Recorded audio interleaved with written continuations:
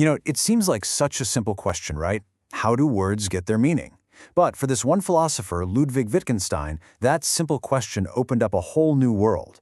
Today, we're going to dive into his brilliant work, Philosophical Investigations, to figure out how our language actually works. So here's the plan. We're going to start with this really common sense idea about language, something that probably feels totally right to you, and then we're going to watch Wittgenstein just take it apart, piece by piece. And by the end, we'll have a totally new way to think about words. Let's get into it. All right, first things first. To really get what Wittgenstein is doing, you have to see what he was up against. And it all starts with this one picture of language, an idea that seems so incredibly obvious that it basically trapped philosophers for like centuries. It's a view that goes way back to St. Augustine.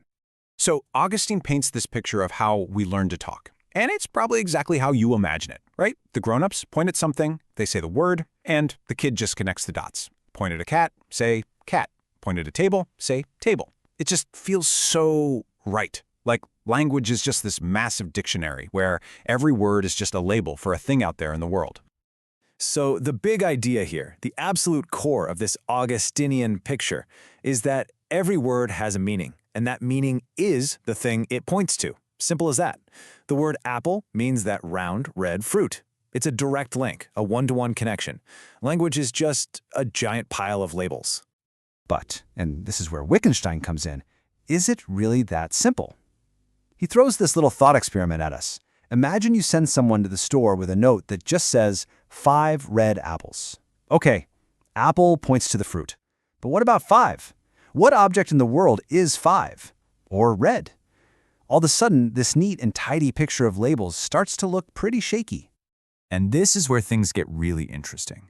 To get us out of this mess, Wittgenstein drops his most famous idea on us.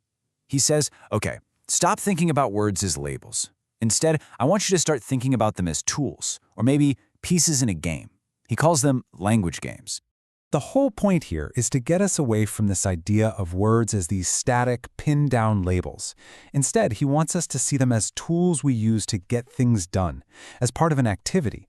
A word's meaning isn't the thing it points to. No, its meaning is how it works inside what he calls a form of life, which is really just a shared, real-world situation. So check out this super simple example he gives. You've got a builder and an assistant. The builder needs a specific kind of stone, so he just yells, slab, and the assistant brings him one. Now think about it. Is the word slab just the name for that stone? Of course not. It's a command. It's an order. It's a move in the game of let's build something. Its meaning is what it does in that situation. And once you see that, you realize, oh wow, language isn't one big game. It's a massive, sprawling collection of thousands of different games. I mean, think about it, right? The game of telling a joke has totally different rules from the game of giving a command. The way you use words when you're praying is a whole different ballgame from when you're just reporting what happened yesterday. Each one is its own little world with its own purpose. So this idea that there are tons of different language games, this leads us straight to one of Wittgenstein's biggest attacks on traditional philosophy. He's basically saying, you guys are getting yourselves tied up in knots. You keep searching for the single meaning of a word, like truth or beauty, but what if that one essential meaning just isn't there? And his killer example for this is the word game itself. It's brilliant. Just think about it for a second. What's the one thing that all games have in common? I mean, you've got board games, you've got football, you've got video games, you've got kids playing tag. Do they all have a winner and a loser? No. Do they all require skill? Not if you're playing roulette. Do they all have rules? Well, kind of, but sometimes you just make them up on the fly.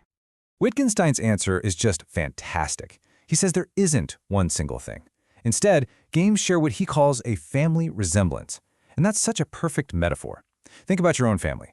Maybe you have your dad's nose, but your sister has your mom's eyes, and your cousin has the family chin. There's no single feature that every single person has, but you can still see the resemblance. It's this complicated web of overlapping traits. And that, he says, is exactly how words like game work. And that brings us to the big switcheroo. This is the main event. The old way of thinking, meaning is a label stuck on a thing.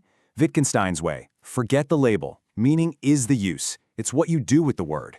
I love the chess analogy. What's the meaning of a pawn? It's not the little piece of plastic, right? It's the moves it's allowed to make. Its meaning is its function in the game. And words, my friends, are just like that.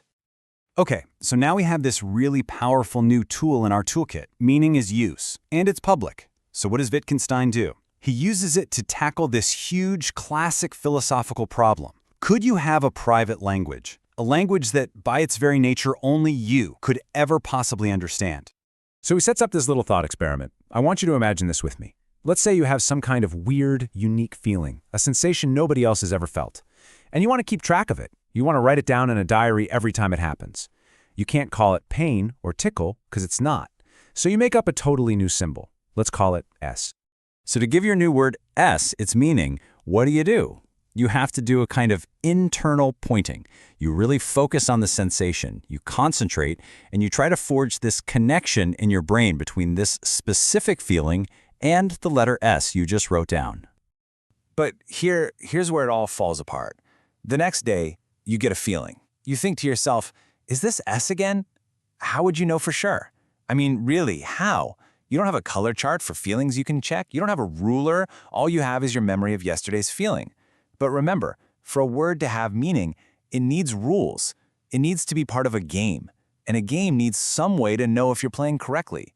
Here, there is no way to check. None. And this is the killer blow. In this purely private diary, there's absolutely no difference between thinking you're following the rule correctly and actually following it correctly. And if you can't possibly be wrong, then the word right doesn't mean anything either. The whole idea of a rule just dissolves into thin air. And the conclusion is massive.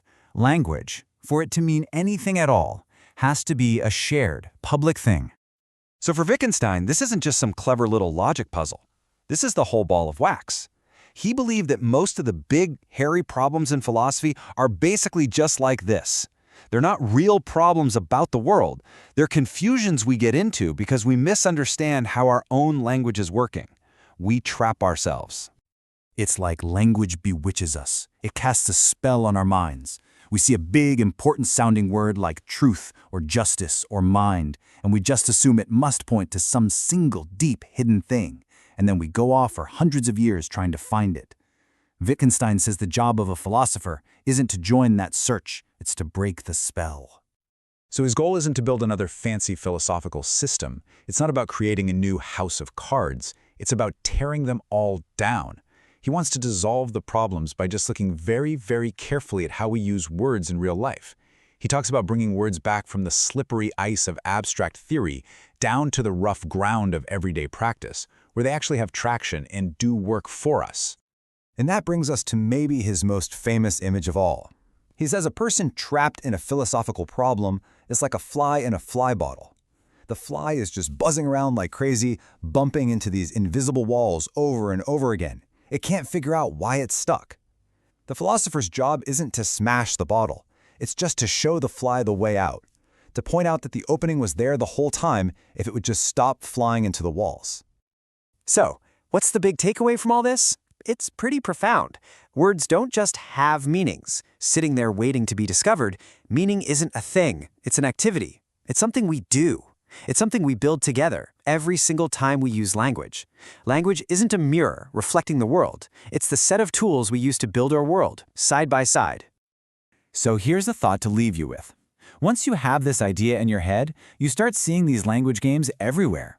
The game of a job interview, the game of comforting a friend, the game of ordering coffee. And if you can start to see the game you're playing, you can start to understand its rules. And maybe, just maybe, you'll see the way out of a few of your own fly bottles.